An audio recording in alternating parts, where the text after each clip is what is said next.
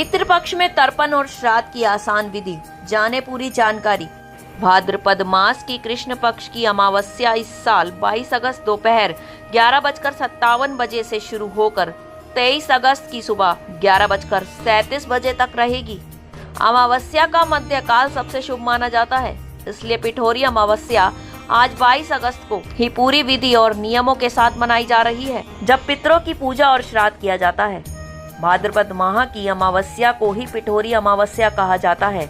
इसे कुछ शास्त्रों में कुछ ग्रहणी अमावस्या या कुशोत्पाटनी अमावस्या भी कहा जाता है। इस दिन खास तौर पर पितरों की आत्मा की शांति और उनका आशीर्वाद पाने के लिए पूजा, तर्पण और श्राद्ध किया जाता है।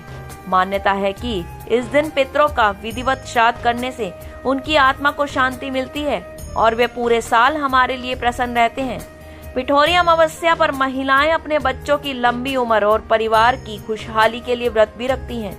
इस दिन घर में आटे से देवी देवताओं की छोटी छोटी मूर्तियां बनाकर पूजा की जाती है। ऐसा करने से घर में सुख, शांति और समृद्धि बनी रहती है। पितरों की याद में किया गया यह व्रत पूजा पूरे परिवार के लिए सौभाग्य और आशीर्वाद लेकर आता है।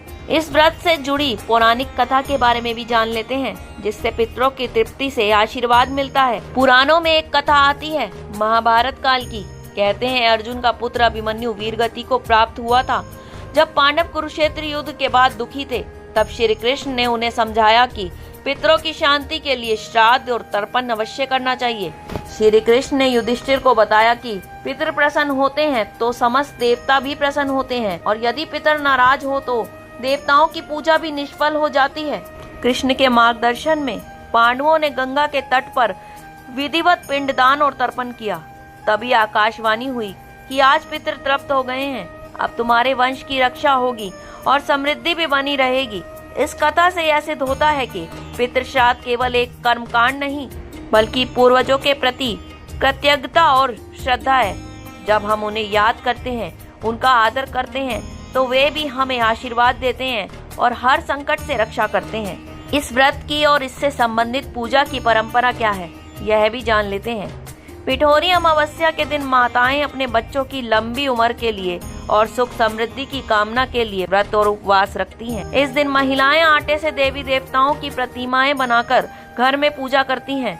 पिठोरी शब्द का अर्थ है आटे से बने चित्र या मूर्तियां, और इसे बनाकर पूजा करने से घर में खुशहाली और सुख शांति आती है। इस पितृ श्राद्ध की विधि क्या है, इस बारे में भी जान लेते हैं। सूर्योदय से पहले स्नान आदि करके पितृ पूजा का संकल्प लें। किसी पवित्र स्थान पर बैठकर कुशा लेकर पितरों को स्मरण करें और ओम पितृ देवाय नमः या ओम नमो शिवाय का मंत्र का जाप करें।